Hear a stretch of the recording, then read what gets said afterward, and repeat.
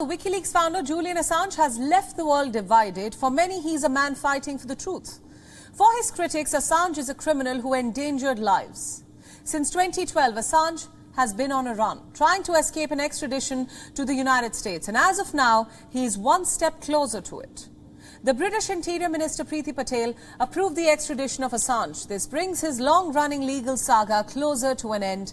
He can now appeal to the London High Court. The court must approve his appeal for a challenge to proceed. Even if the High Court refuses to uphold it, Assange can take his challenge to the UK Supreme Court.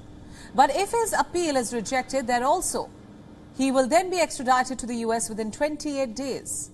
Assange founded WikiLeaks in 2006. He created an internet-based dead letter drop website, which means leakers could drop any classified or sensitive information on this platform.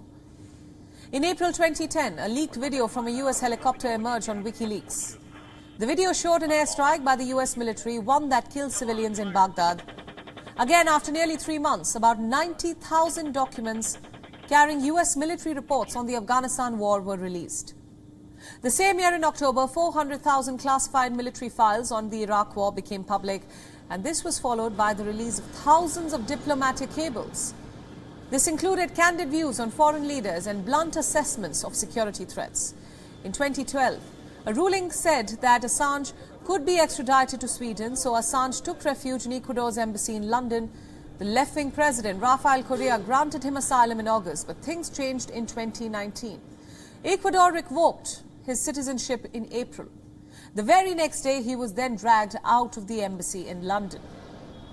In January last year, a London court blocked his extradition. But in April, the court ruled that he can be extradited.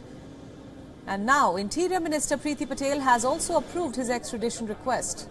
Currently, the WikiLeaks founder is still behind bars. Earlier, the US State Department charged Assange with violating the US Espionage Act. And this for publishing military and diplomatic files in 2010. He faces up to 18 charges, 17 of which fall under his act.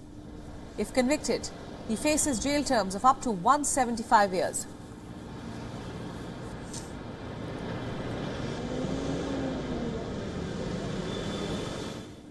WION World is now available in your country. Download the app now and get all the news updates on the move.